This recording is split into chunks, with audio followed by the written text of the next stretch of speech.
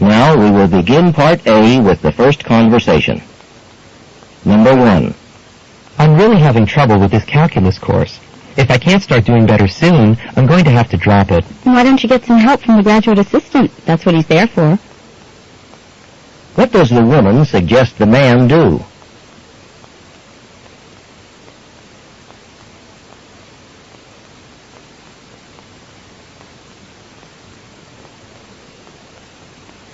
Number 2. Hey, don't forget to drop that book off at the library on your way home. Oh, thanks for reminding me. I'm on my way. What will the man probably do next?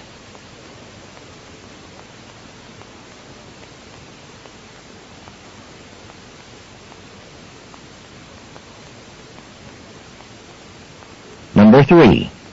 I sure wish I had a metric ruler with me. I need the measurements in millimeters, not in inches, and I'm tired of converting. Would it make things go faster if you borrowed mine? What does the man imply?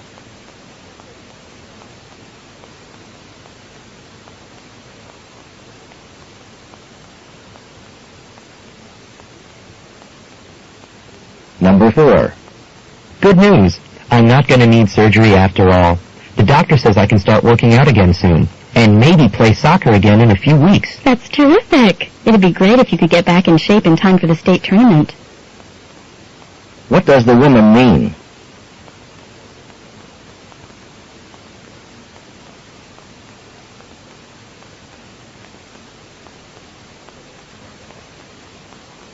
Number 5. I already know what I want to take next semester. So why do I have to make an appointment to see my advisor? All I need is her signature on my course sheet. I'm afraid it doesn't work that way. She has to talk with you to make sure everything's on the right track. What does the woman mean?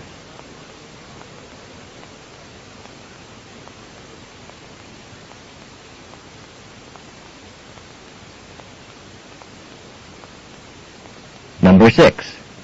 Professor Smith sure was acting strangely today. I noticed that too. She was talking so quietly and then not giving us any homework. Can you believe that? What can be inferred about Professor Smith?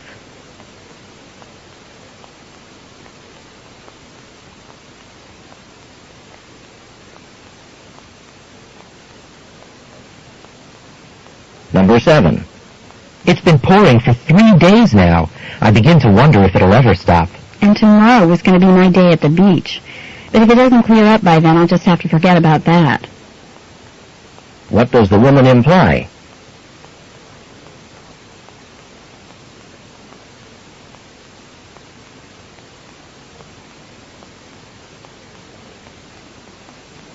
Number 8.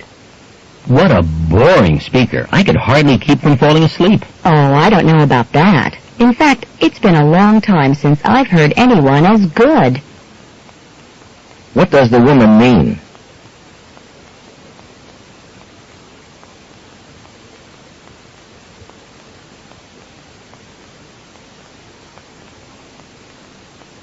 Number 9.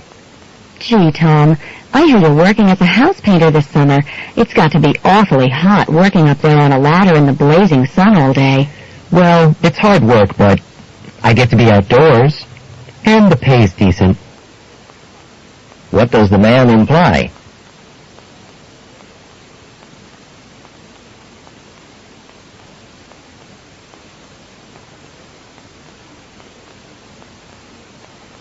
Number 10.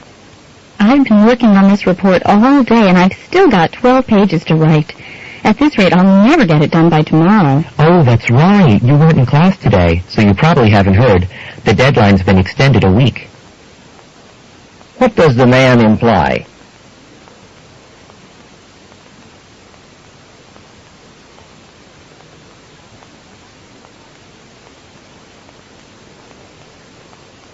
Number 11. Can you believe the way Larry was talking to his roommate? No wonder they don't get along. Well, maybe Larry was just reacting to something his roommate said. There are two sides to every story, you know. What does the woman mean?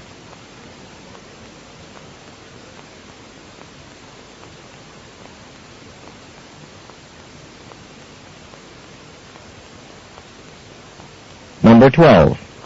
I just called the travel agent. It's all set. On June 1st, I'm heading for the mountains for an entire week. Have you checked the academic calendar?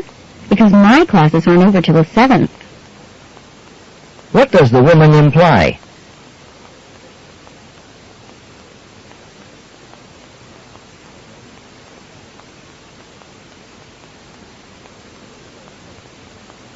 Number 13. What sort of grade did you get on your research paper? I know how hard you worked on it. Yeah, well, I was hoping for something really good, but the professor said I made too many broad claims that weren't supported enough. What can be inferred about the woman's paper?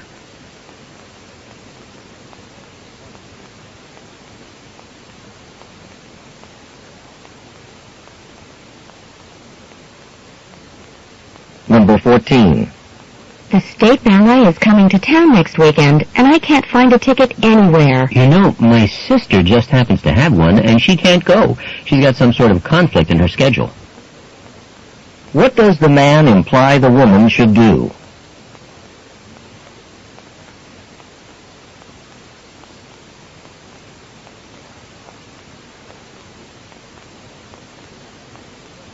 Number 15. Have you found out yet what hotel you'll be staying in? I'm at the Gordon, right across the street from the conference center. Humph, lucky you. I'm at the Applegate, 6 miles away. What does the woman mean?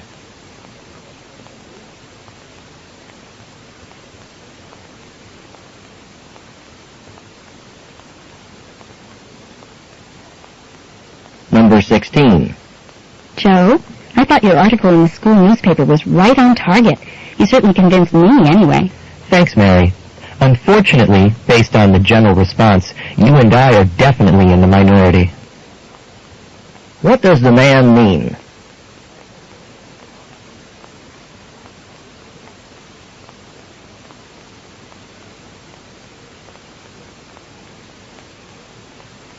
Number 17. Why didn't you go to the hockey finals last weekend? You missed a great game. Oh, come on. You know how sensitive I am to loud noise. What can be inferred about the man?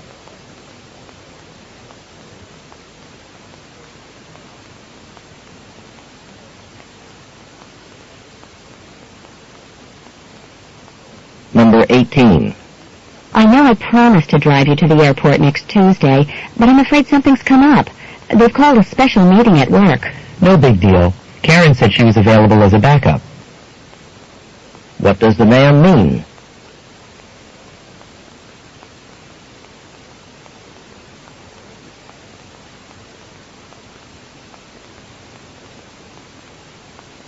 Number 19. My telephone doesn't seem to be working, and I have lots of calls I have to return this afternoon. Feel free to use mine if you want. I'll be in a meeting till 5. What does the woman suggest the man do?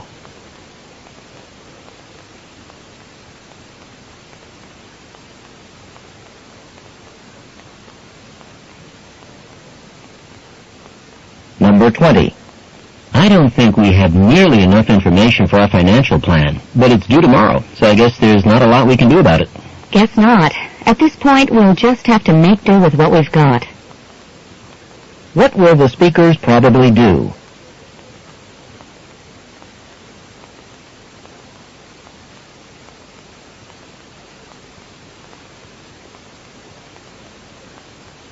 Go on to the next page.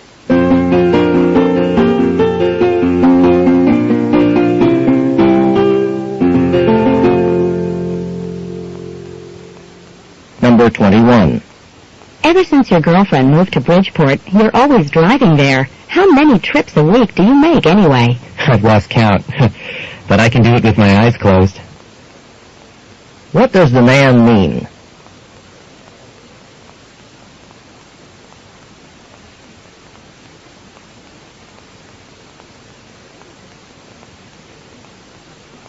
Number 22. I've noticed that you spend a lot of time tending to your garden. Do you think you might like to join the University Gardening Club? We meet every other Tuesday. Oh, thanks for the invitation, but this is how I relax. I'd rather not make it something formal and structured. What does the woman imply?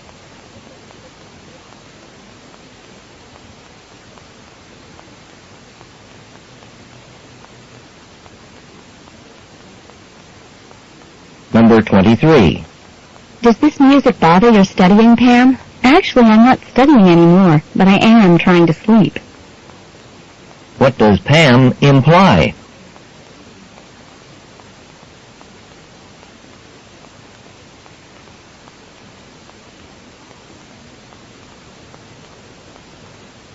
Number 24.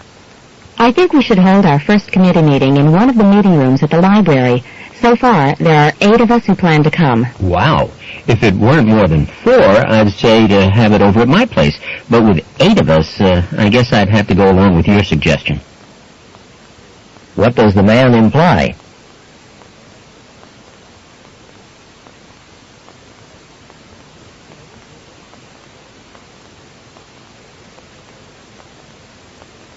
Number 25. I just don't know if you should call everyone to collect the data or just send out a questionnaire, but you'd better make a decision soon. I know. There's only 1 month till the election. What does the woman mean?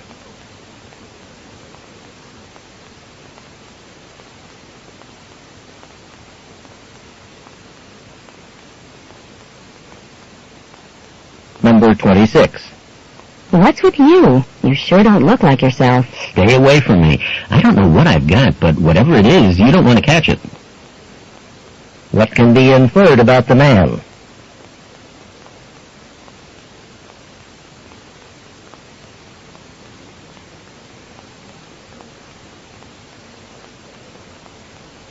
Number 27. You ate at the Terrace Cafe yesterday, didn't you? Was there much of a wait to be seated? Was there? Wish I'd brought a book or something to occupy my time. What does the man imply about the Terrace Cafe?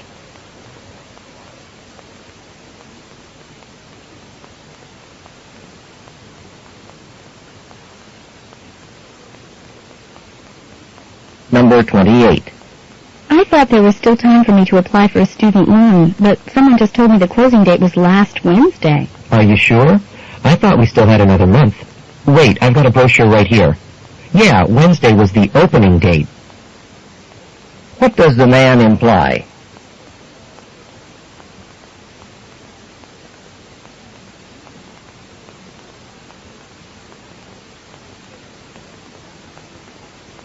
Number 29. This casserole really tastes good. I guess that's because the vegetables in it are fresh instead of canned. I know. Kind of a rare treat in this cafeteria. What does the woman mean?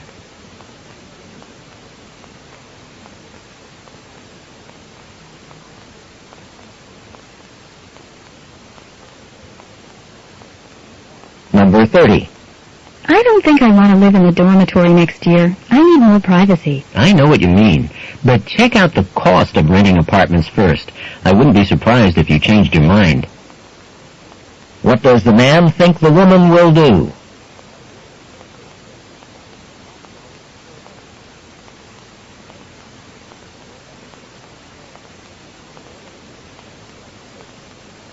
This is the end of Part A.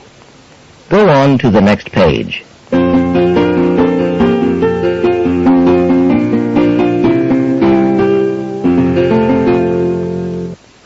Number 30.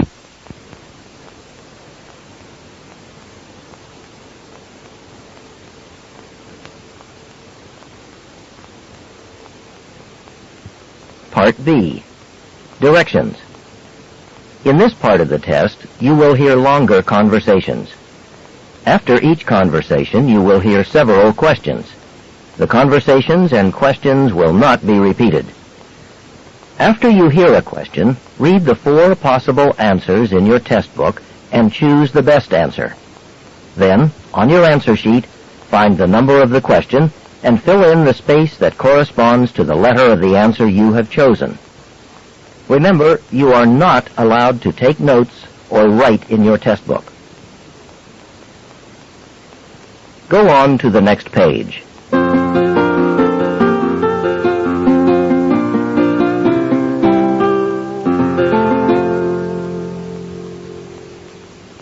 Now we will begin Part B with the first conversation. Questions 31 through 34. Listen to a conversation between two students who meet in front of the library. Hi, Sue. Where have you been? Oh, hi, Dan. I was just at the library. I have to hand in my biology paper tomorrow. Tomorrow? Oh, no. I thought it wasn't due till Monday. Well, don't worry. It is due Monday. But I'm going away for the weekend and won't be back till Monday night. Oh? Where are you going? California. We're having a family reunion. It's my grandmother's 90th birthday, so all the cousins and aunts and uncles are going. She planned the whole thing herself. Wow, that's great. How many people will be there? Around 60. My family's big and spread out, but we're pretty close. So, have you started working on your biology paper? Yeah, I'm doing it on bees and how they're able to recognize whether another bee is related to them. How can you tell? They use their sense of smell. The sweat bees guard their nests this way. If another bee approaches the nest, the guard determines if the new bee is familiar. If it is, it's allowed to enter. Interesting. Can other insects do this? Well, the paper wasp can. Each wasp nest has a special combination of plant fibers, and so the wasps that live there have a unique smell. Those two are the only kinds I've read about so far. Well, you've still got time. It sounds like the bees are picky about who comes to their family reunions. Number 31. What is the relationship between the speakers?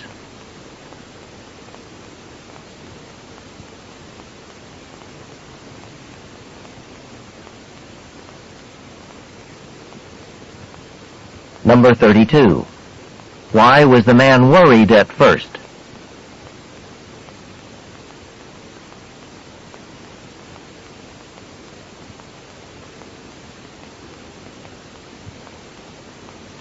Number 33. According to the man, how do some bees use their sense of smell?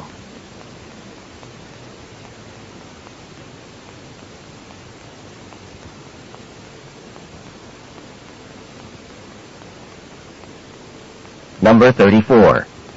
What will the man probably do over the weekend?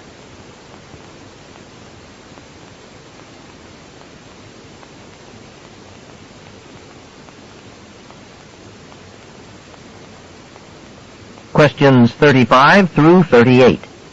Listen to a conversation between two students. Hi, Jim. What are you doing? Oh, hi, Linda.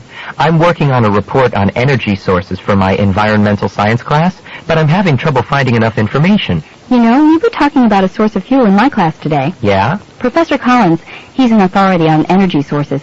He was telling us about a new way of getting fuel oil from coal. I didn't know that was possible. He said something about the coal being set on fire and blasted with a mixture of steam and oxygen. This process produces a gas made of hydrogen and carbon, the basic elements of oil. And then they do something to change that gas to oil? Right.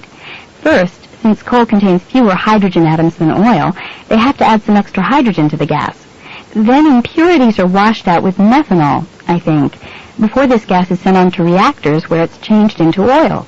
Since coal's so plentiful, I guess it won't be long till this new type of oil will be available all over the place, huh? I doubt it.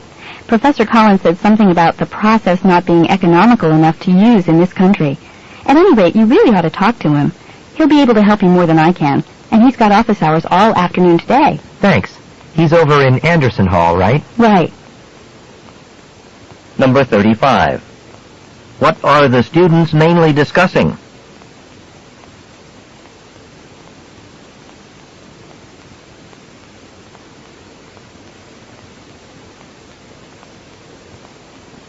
Number 36. How did the woman learn about the process she describes?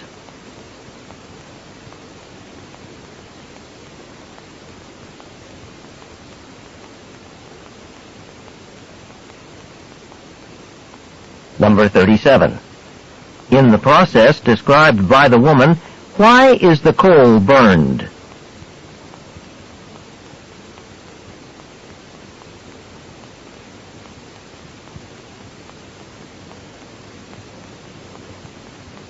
Number 38. What does the woman mention as a disadvantage of the process she describes?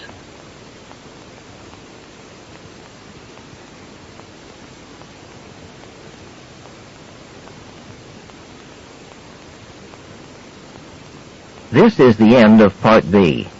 Go on to the next page. Go on to the next page.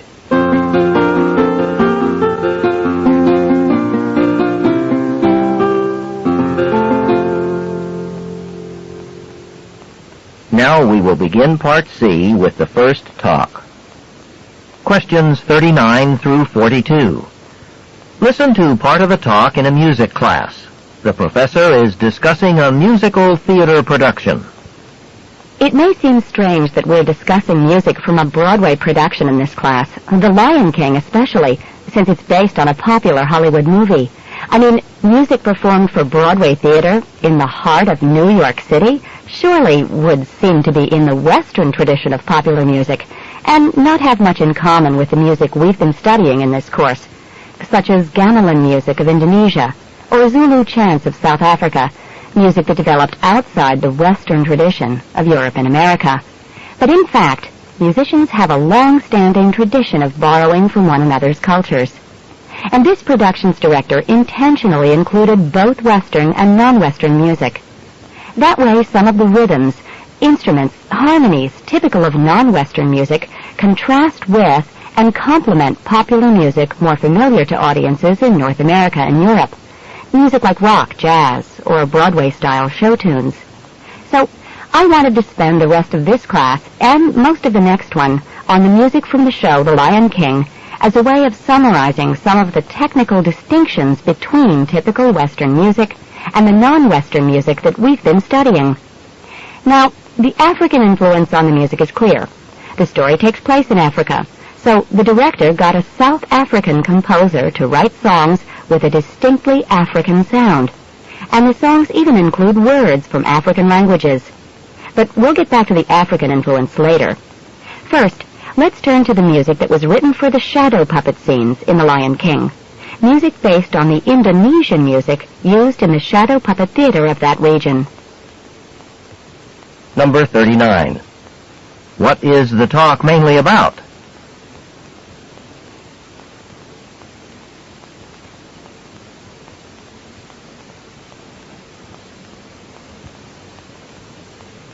Number 40. What can be inferred about most of the music the students have studied in the course?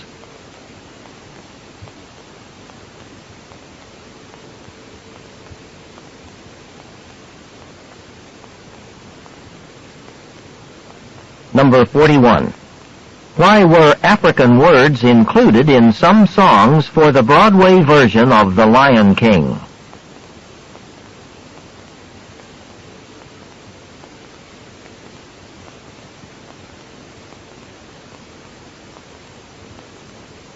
Number 42. What will the professor probably talk about next?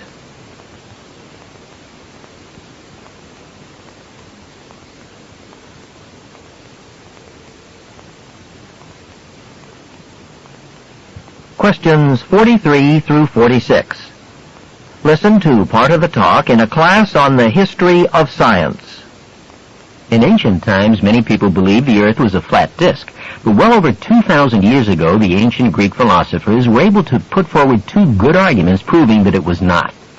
Direct observation of heavenly bodies was at the basis of both these arguments.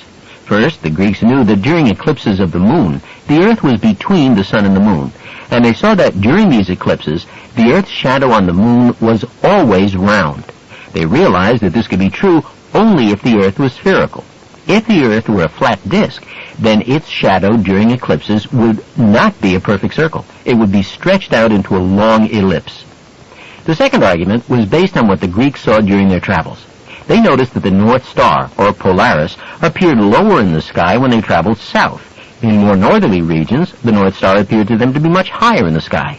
By the way, it was also from this difference in the apparent position of the North Star that the Greeks first calculated the approximate distance around the circumference of the Earth, a figure recorded in ancient documents as 400,000 stadia. That's the plural of the word stadium. Today, it's not known exactly what length one stadium represents, but let's say it was about 200 meters, the length of many athletic stadiums. This would make the Greeks' estimate about twice the figure accepted today, a very good estimate for those writing so long before even the first telescope was invented. Number 43. What is the talk mainly about?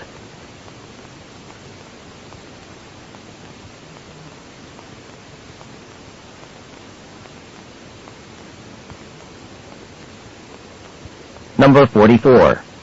According to the professor, what were the beliefs of the Greek philosophers based upon?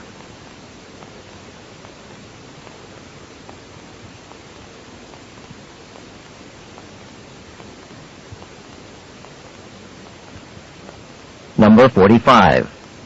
What does the professor say about ancient Greeks who traveled south?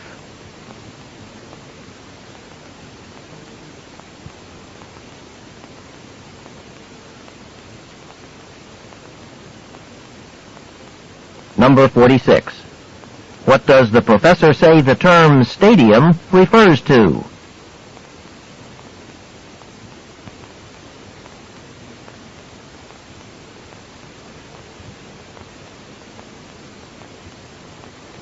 Questions 47 through 50.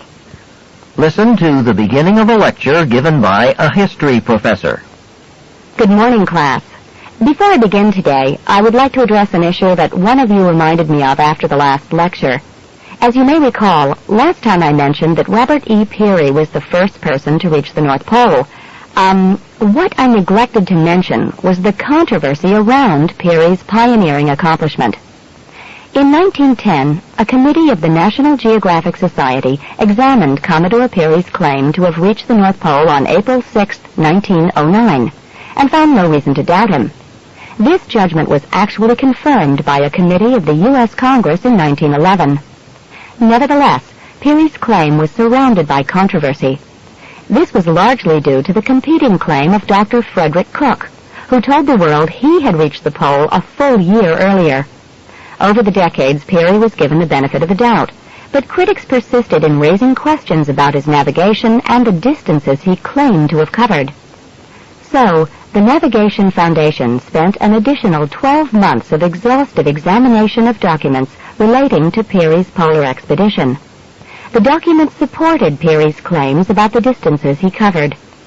After also conducting an extensive computer analysis of photos taken by Peary at the pole, they concluded that Peary and his companions did in fact reach the near vicinity of the North Pole on April 6, 1909. Okay. Today we're going to talk about exploration of the opposite end of the world. I assume you all read Chapter 3 in our text and are now familiar with the names Amundsen and Scott. Number 47. Why did the professor mention the controversy surrounding Peary?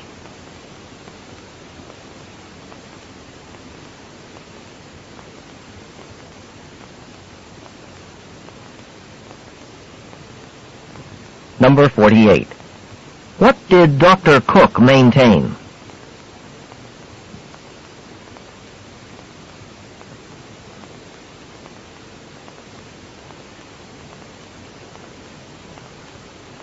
Number 49. How did the experts determine that Peary reached the North Pole?